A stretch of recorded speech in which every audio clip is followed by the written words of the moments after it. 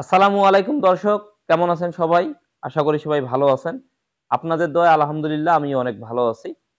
তো আসলে অনেকদিন পর আজকে আমি আপনাদের সাথে যে বিষয়টি নিয়ে শেয়ার করব, সেটা হচ্ছে যে খামার থেকে আমি একটা গরু বিক্রি করব। তো মোটামুটি অনেকদিন পর এই জিনিসগুলা শেয়ার করতেছি। কারণ আমি যে গরু যখন কিনছিলাম, গরু কেনার পর কিন্তু গরু বিক্রি যে করব, মোটা তাজা করে বিক্রি করব, আ বেশ কিছুদিন আগে গরু বিক্রি করছি এবং তারপরে কিন্তু আর গরু বিক্রি করি নাই। গরুর দামটা কিছুটা মন্থর ছিল। পাশাপাশি আসলে গরু আমি এমন সময় কিনছি যে গরু বিক্রি করব সেই সময়টাও কিন্তু ছিল না। তো আলহামদুলিল্লাহ এখন আমাদের গরু বিক্রি করার সময় এসে গেছে। এখন আমরা ধাপে, ধাপে বেশ কয়েকটা গরু বিক্রি করতে পারবো। তো কিছুদিন আগে আমি আপনাদেরকে দেখালাম মানে গত পর্বে বা গত ভিডিওতে কিন্তু আমি আপনাদেরকে দেখিয়েছিলাম যে একটা প্রেগন্যান্ট যে গরু ছিল আমাদের ওটা আমরা বিক্রি করছি। তো আসলে এখানে আমি একটা জিনিস আপনাদেরকে সংযোজন করে দেই। সেখানে কিন্তু আমি আপনাদেরকে বলছিলাম যে ১২ মাস কিন্তু খামারে বা ১২ মাস পরে। আসলে এটা ১২ মাস হবে না। ওটা ২০ থেকে ১৮ থেকে ২০ মাস হবে। যেটা একটু সংযোজন করে দিলাম আরকি। তো শুরুতে আমি আপনাদেরকে এই গরুটা দেখাতে চাচ্ছি এবং আমি আপনাদেরকে কিন্তু একটা কথা বলছিলাম যে আমরা যারা খামার করতেছি, বিশেষ করে হাড্ডিসার গরুর যারা আমরা খামার করতেছি, তো আসলে খামার আমরা কিন্তু যেকোনো সময় করতে পারবো এবং আপনারা চাইলে যেকোনো টাইমে গরুও বিক্রি করতে পারবেন। যেকোনো টাইমে আপনারা গরু কিনতেও পারবেন। মানে কেনা এবং বেচা নিয়ে কোনো ধরনের কোনো সময় বা শিডিউল নেই। এটা আপনি আপনার ইচ্ছা মতোই করতে পারবেন।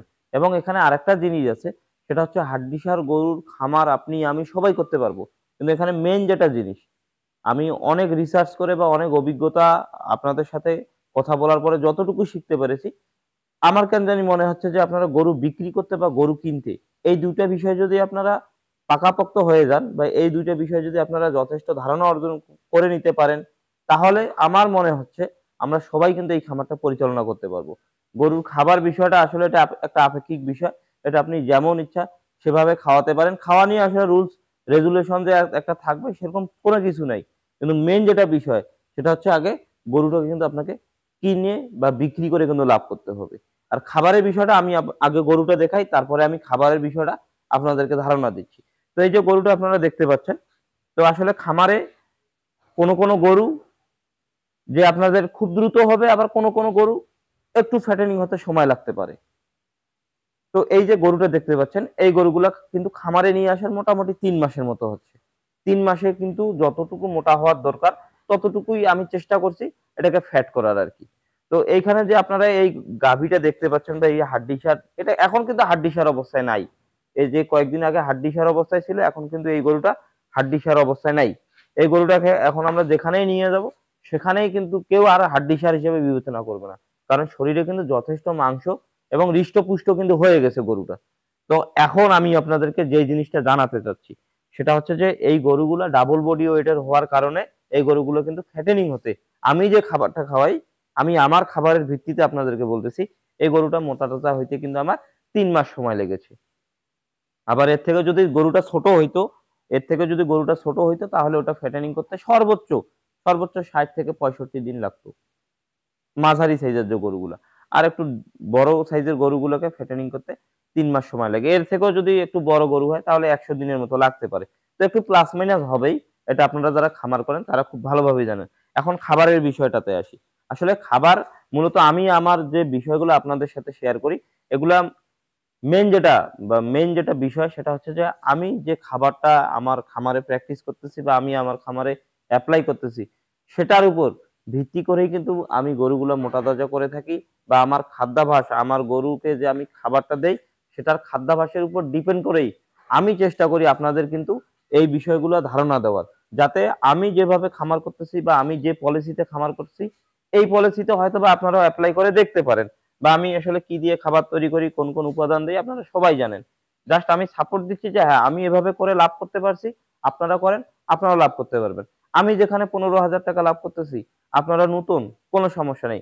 আমি ১৫ করতেছি, আপনি ১০ হলেও তো করতে পারবেন। আপনি যদি ১০ হলেও লাভ করতে পারেন, তাহলে সমস্যাটা কোথায়? লাভ আমরা করতে পারবো। এবং আমি আপনাদেরকে আরেকটা গরু দেখাই, এটা হয়তোবা আপনারা ভুলে গেছেন, অনেক আগে দেখাইছিলাম। এই যে গরুটা দেখতে পেয়েছেন? এই গরুটা কিন্তু খামারে নিয়ে যাদের সাথে নিয়ে এসেছি, ওই গরুগুলা বিক্রি করছি। বিক্রি করার পর গরু কিনছি, গরু কেনার পরে ওই গরু কিন্তু মনে হয় ২০ দিন বয়স হয়ে গেছে। কিন্তু এই গরুটা এখনো খামারে আছে। কেন আছে? এই গরুটার কিন্তু এই জায়গায় একটা ঘা হয়েছিল। আপনারা খেয়াল করে দেখুন। ওই যে লাল দুর্বল গরুটা, একেবারে দুর্বল গরুটা, এটা কিন্তু আসলে দামও নিছি কম দিয়ে, কিন্তু এটা প্যারাটাও আছে বেশি। তো দেখুন এখন পর্যন্ত গরুটা মাশাআল্লাহ, গরুটা এখন স্বাস্থ্য ডেভেলপ করতেছে, কারণ এর পূর্বে এর ভিতরে শরীর দিয়ে কিন্তু প্রচুর পরিমাণে হ্যাম্পার গেছে। প্রচুর পরিমাণে চাপ গেছে। তো এখন আলহামদুলিল্লাহ গরুটা পুরোপুরি সুস্থ। গরুটা এখন খায় এবং শরীরেও কিন্তু মাংস লাগছে। তো আসলে যে পরিমাণে মাংস লাগছে, এই পরিমাণে মাংস লাগাতে কিন্তু আমরা সন্তুষ্ট না। কারণ আপনারা ভালোভাবেই জানেন আমি গরু যতটুকু ফ্যাটেনিং করি, আমি সর্বোচ্চ মোটা তাজা করে কিন্তু গরু আমি বিক্রি করি। আমি তাড়াহুড়া করি না। অপরিপক্ক গরু, ধরেন একটা গরু পুরোপুরি হলো না, ওই গরুটা কিন্তু আমি খামারে বাজারে নিয়ে যাই না। এই কারণেই নিয়ে যাই না, কারণ একটা গরু আপনি পুরোপুরি মোটা তাজা করবেন, ওই গরুটা থেকে আপনি লাভ করতে পারবেন। যতটুকু লাভ করবেন, ধরেন আমি একটা গরু থেকে 20,000 টাকা লাভ করব। কিন্তু একটা পুরোপুরি ফিট না হওয়া একটা গরু নিয়ে যাবেন, ওই গরুটা থেকে আপনি 10,000 ও লাভ করতে পারবেন না। তো সুতরাং অত তাড়াহুড়া করে আমার দরকারটা কি?